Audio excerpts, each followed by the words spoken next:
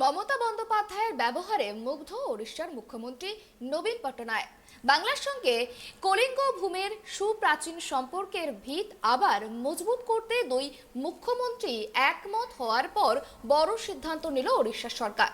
যে 2 একর জমি মমতার হাতে তুলে দেওয়া হয়েছিল বিশ্ব বাংলা ভবন তৈরির জন্য, সেটির কোনো মূল্য নেবেন না ওড়িশার মুখ্যমন্ত্রী। অর্থাৎ বন্ধুত্বের বার্তা দিতে আরও এক ধাপ এগিয়ে এলেন নবীন। তার এই মনোভাব স্বভাবতই খুব খুশি মমতা। এমনিতেই তাকে দারুণ সম্মান দেওয়া হয়েছিল সফরে।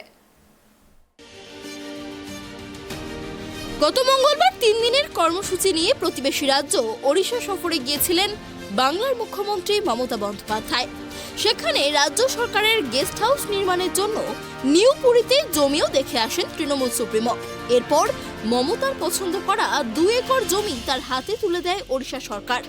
তবে বিশ্ব বাংলা ভবন তৈরি করার জন্য মুখ্যমন্ত্রীকে যে জমি দেওয়া হয়েছিল সেটির কোনো মূল্য নেবে না বলে জানানো হয় ওড়িশা সরকারের তরফে। ফলে স্বাভাবিকভাবেই মমতা নবীনের বন্ধুত্বের সম্পর্ক আরও দৃঢ় হচ্ছে, সে কথাই মনে করছে ওয়াকিবহল মহল।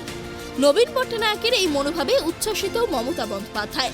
প্রসঙ্গত, ওড়িশার নতুন পুরী নামক জায়গায় বাংলাকে জমি দেওয়া হয়েছে। সেখানে 1 একর জমির দাম 1 কোটি টাকা। তবে সেই জমি বিনামূল্যেই পাচ্ছে পশ্চিমবঙ্গ। পূর্বেই মুখ্যমন্ত্রী জানিয়েছিলেন রাজ্য সরকারের তরফে পুরীতে একটি বঙ্গভবন বানানো হবে। সেই লক্ষ্যেই গত সপ্তাহে নিউ পুরীতে জমি দেখেন মমতা বন্দ্যোপাধ্যায়। পুরীকে পর্যটকদের কাছে সহজলভ্য করতে ইতিমধ্যেই নানান পরিকল্পনা গ্রহণ করেছে ওড়িশা সরকার।